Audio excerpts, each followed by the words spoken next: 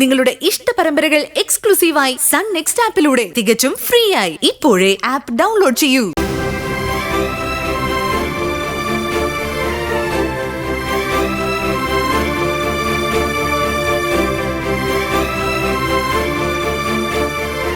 അവരുടെ കണ്ണീര് ഇപ്പോഴും കാണുന്ന പോലെ എനിക്ക് തോന്നുന്നത്. ഞാൻ ആകെ അപ്സെറ്റ് ആയിപ്പോയി. ഇപ്പോഴും ആ ഷോക്കിൽ നിന്ന് പുറത്തു വന്നിട്ടില്ല.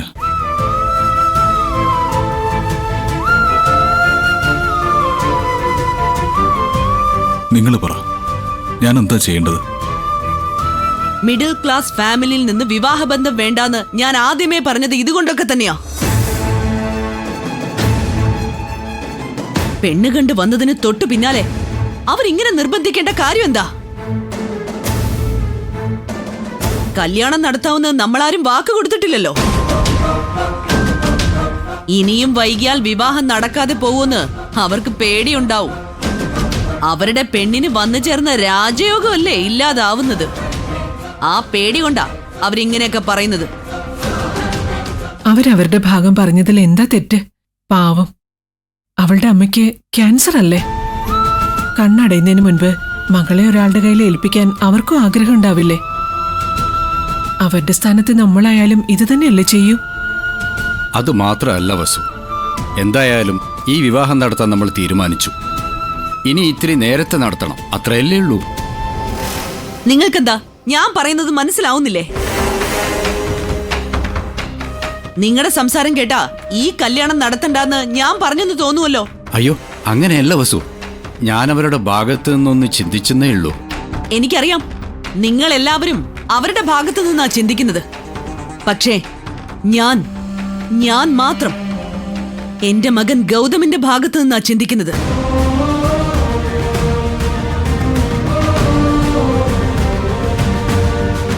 ഇവൻ പറഞ്ഞത് വെച്ച് ആ അമ്മ ഇനി അധികകാലം ജീവിക്കുമെന്ന് തോന്നുന്നില്ല. അല്ല, അതിലെനിക്ക് വിഷമമൊക്കെ ഉണ്ട്.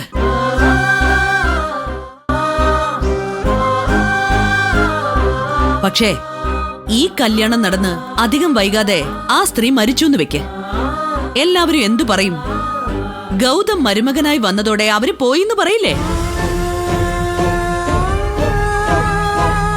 ആന്റി പറഞ്ഞത് കറക്റ്റാ. അവർ ക്യാൻസർ വന്ന് മരിച്ച പഴയ ഏട്ടന്റെ പേരിലാവില്ലേ?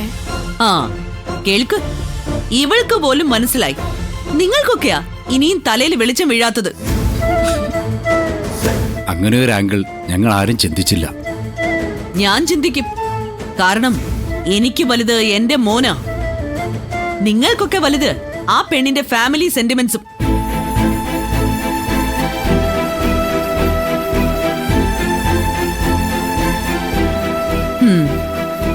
ഓക്കെ, ഞാനൊരു തീരുമാനം എടുത്തു.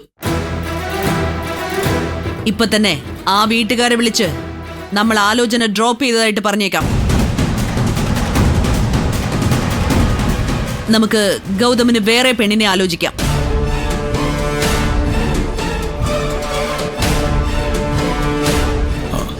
അമ്മ, ഞാൻ എതിർത്ത് പറയാണെന്ന് കരുതരുത്. ആ കുടുംബത്തെ കണ്ട കഷ്ടം തോന്നും അമ്മ. അവരെന്റെ കൈ പിടിച്ച് കരയുമായിരുന്നു. എന്റെ കണ്ണുകളും നിറഞ്ഞു. അവരങ്ങനെ നിന്നോട് ചെയ്യാൻ പാടില്ലായിരുന്നു ഗൗതം. തെറ്റാ അവർ ചെയ്തത്. തെറ്റോ? സ്വന്തം വിഷമം പറഞ്ഞ് കരയുന്നത് എങ്ങനെ തെറ്റാകും? തെറ്റാണ്. അവരെന്തിനാ ഇത്രയും വലിയ കാര്യം ഇവനെ വിളിച്ചു പറഞ്ഞത്? അവരെ നമ്മളെയല്ലേ അറിയിക്കേണ്ടിയിരുന്നത്? അയ്യോ, അങ്ങനൊന്നും അവര് ചിന്തിച്ചു കാണില്ലമ്മേ. ചിന്തിക്കണമായിരുന്നു. നിന്നെ വിളിച്ചു പറയാൻ തോന്നിയില്ലേ? എന്നിട്ട് എന്തുകൊണ്ടാ എന്നെ വിളിക്കാൻ തോന്നാതിരുന്നത്? അവര് നിന്റെ അടുത്ത് സിമ്പതി ഉണ്ടാക്കാൻ ശ്രമിക്കുകയാണ്. അത് നിന്റെ അടുത്തെ വർക്ക്ഔട്ട് ആവൂന്ന് അവർക്കറിയാം. കല്യാണത്തിന് മുമ്പ് തന്നെ അവര് കരുതുന്നത് ഞങ്ങളെ ഒന്നും വേണ്ട എന്നാണ്. അപ്പൊ കല്യാണം കഴിഞ്ഞാലോ? ആലോചിക്ക്, നിങ്ങളൊക്കെ തന്നെ ആലോചിക്ക്. വസുന്ധരെ, ഗൗതം നമ്മളെ അങ്ങനെ തള്ളിക്കളയുന്നു നിനക്ക് തോന്നുന്നുണ്ടോ? അതെ, ഞാൻ ആരാണെന്ന് എനിക്ക് നന്നായിട്ടറിയാം. എനിക്ക് ഈ ജീവിതം തന്ന അമ്മയാ. ഈ കുടുംബത്തിനൊരു കഷ്ടകാലം വന്നപ്പോൾ താങ്ങി നിർത്തിയത് അമ്മയാ. അമ്മ അങ്ങനെ ചെയ്തില്ലായിരുന്നെങ്കിൽ ആ പെൺകുട്ടിയുടെ കുടുംബത്തേക്കാൾ മോശപ്പെട്ട അവസ്ഥയിൽ ജീവിക്കേണ്ടി വരുമായിരുന്നു ഞങ്ങളെല്ലാം.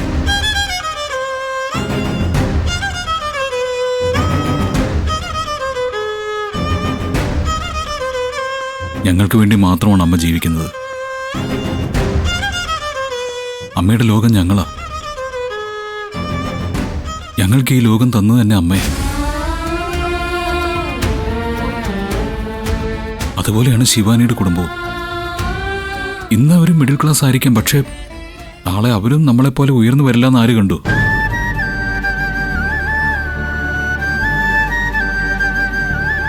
അതൊക്കെ പോട്ടെ. ഇന്ന് ശിവാനിയുടെ അമ്മ എന്റെ കൈപിടിച്ച് കരഞ്ഞു. അവരെന്നെ ദൈവത്തെ പോലെ കണ്ട് കൈകൂപ്പി. അതൊക്കെ ഞാൻ എങ്ങനെ കണ്ടില്ലെന്ന് നടിക്കും? ആ കണ്ണീര് കാണാതിരുന്ന അമ്മയുടെ ഈ മകൻ എങ്ങനെ ഒരു നല്ല മനുഷ്യനാവും?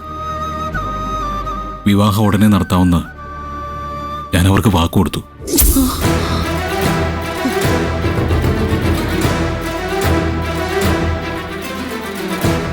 എന്റെ വാക്കിന് അമ്മ വില കൽപ്പിക്കുന്നുള്ള പൂർണ്ണ വിശ്വാസത്തിലാണ് ഞാൻ അവർക്ക് വാക്കുകൊടുത്തത്.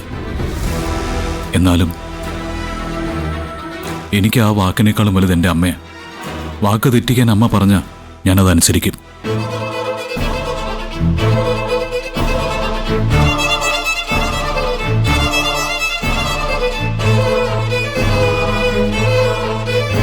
അമ്മേ, ഇനി അമ്മ പറ, ഞാൻ എന്താ ചെയ്യേണ്ടത്?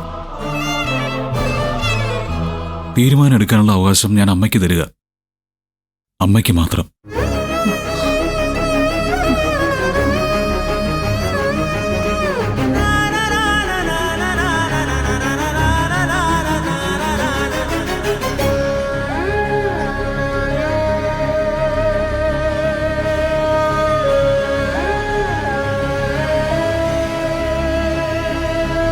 ഞാനൊരു കല്ലായി നിന്നു തരുന്നു. ഇനി ഈ കല്ലിൽ വാക്ക് പാലിക്കുന്ന ദേവന്റെ രൂപം കൊത്തണോ, അതോ സഹജീവികളുടെ കണ്ണീര് കാണാത്ത രാക്ഷസന്റെ രൂപം കൊത്തണോ? അത് തീരുമാനിക്കേണ്ടത് അമ്മയാ. എന്റെ മോൻ രാക്ഷസനല്ല, ദേവനാ.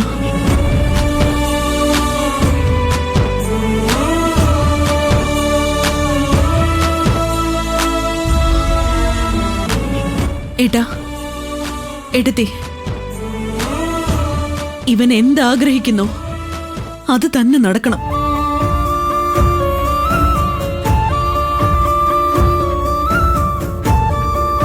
എത്രയും വേഗം ഇവന്റെ കല്യാണത്തിന് വേണ്ട ഒരുക്കങ്ങൾ ചെയ്യ.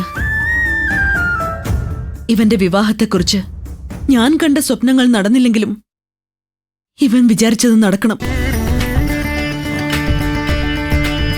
താങ്ക്സ് അമ്മേ.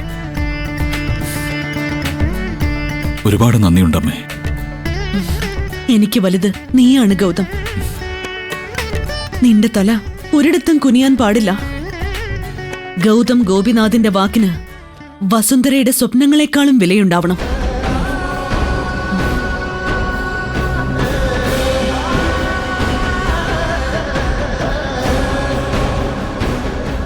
ഹോ, ഒരു പെരുമഴ പെയ്ത് തോർന്നതുപോലെയുണ്ട്. ഏട്ടാ, സൂപ്പറായി വാചകം അടിച്ച് ആന്റി കയ്യിലാക്കിയല്ലേ?